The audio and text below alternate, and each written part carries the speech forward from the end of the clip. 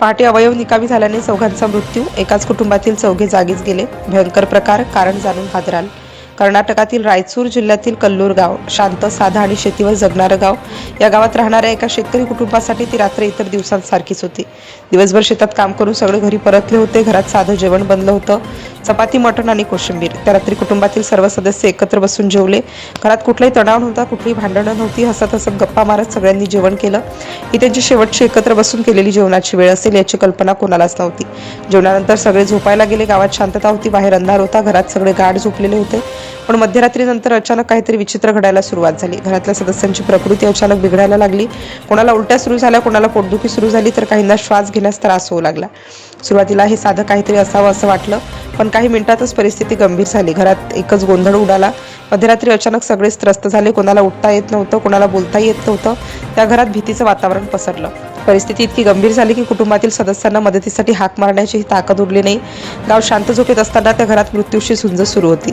रात्र पुढे सरकत होती. वेळ जसा जसा जात होता तशी तशी प्रकृती आणखी खालावत होती. काही जण बेशुद्ध पडले, काहींचा श्वास मंदावू लागला. पहाटे 3च्या सुमारास परिस्थिती नियंत्रणाबाहेर गेली. एकामागून एक शरीरातील अवयव निकामी होऊ लागले.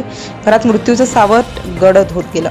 पहाटे गावात हालचाल सुरू झाली तेव्हा या घरातून कोणतीच हालचाल दिसत नव्हती.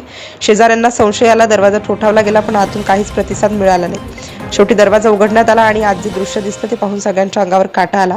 घरात 4 जण बेशुद्ध अवस्थेत पडले होते. तातडीने मदत बोलावण्यात आली, पण तोपर्यंत खूप उशीर झाला होता. डॉक्टरांनी तपासणी केली आणि एकामागून एक मृत्यूची पुष्टी झाली. या घटनेने संपूर्ण गाव हादरलं. रात्री व्यवस्थित जेवून झोपलेले 4 जण पहाटे मृत अवस्थेत सापडले होते.